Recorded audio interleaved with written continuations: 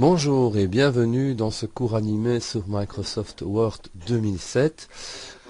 En effet, le groupe de Bill Gates a totalement revu l'interface de son logiciel phare. Il n'est pas inutile d'en parcourir les différentes possibilités. Bien sûr, nous ne verrons pas tout, mais enfin, déjà pas mal de choses qui vont nous permettre de rédiger des documents de qualité. Dans le premier onglet, qui est l'onglet Accueil, nous avons d'abord tout ce qui concerne la police de caractère, ça veut dire les différentes polices, les tailles de texte, mise en gras, en italique, en souligné, on connaît déjà, la couleur du texte, on peut directement changer la taille en cliquant sur plus petit ou plus grand. Alors vous avez ici dans tout ce qui est paragraphe, vous avez les puces, vous avez les numéros. Je fais fermer pour le moment. Les numéros, nous verrons après. La hiérarchisation, la liste à puces à plusieurs niveaux.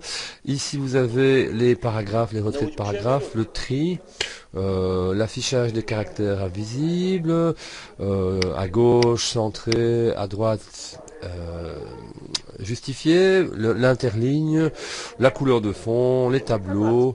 Et puis, vous avez également les styles.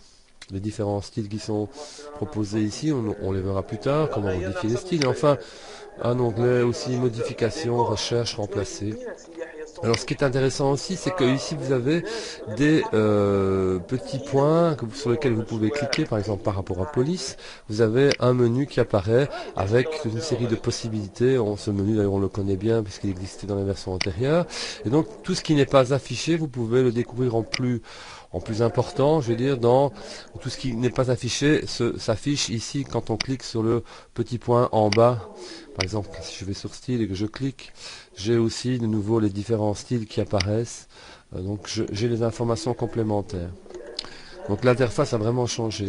Alors, parcourons un petit peu plus loin. Vous avez le menu insertion, dans lequel on peut évidemment insérer des pages, vierges, pages de garde, saut de page, des tableaux, on verra ça plus tard. Alors tout ce qui est illustration, image clip art, forme, smart art, graphique, des liens comme lien hypertexte insigné. En-tête et pied de page, il y aura aussi une leçon consacrée à en-tête et pied de page, numérotation de page.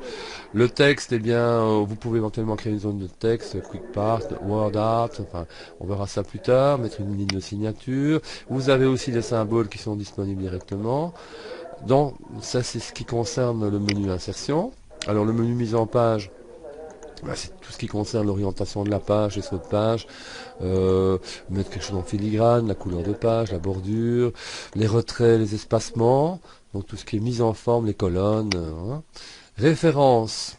Alors dans référence, vous pouvez, par exemple, lorsque vous avez un long texte et que vous avez introduit des styles, vous pouvez créer une table des matières. Vous pouvez insérer une note de bas de page, on expliquera ça plus tard. Vous pouvez aussi insérer des citations, des gestions de sources au niveau bibliographique. Vous pouvez insérer des tables d'illustration, une entrée d'index, une table de référence, on verra ça plus tard. Le publipostage, ça c'est un petit peu plus particulier, c'est si vous désirez créer une base de données avec par exemple des correspondants auxquels vous aimeriez bien envoyer un document personnalisé. Bon, c'est un petit peu plus particulier, on n'utilise pas ça tous les jours.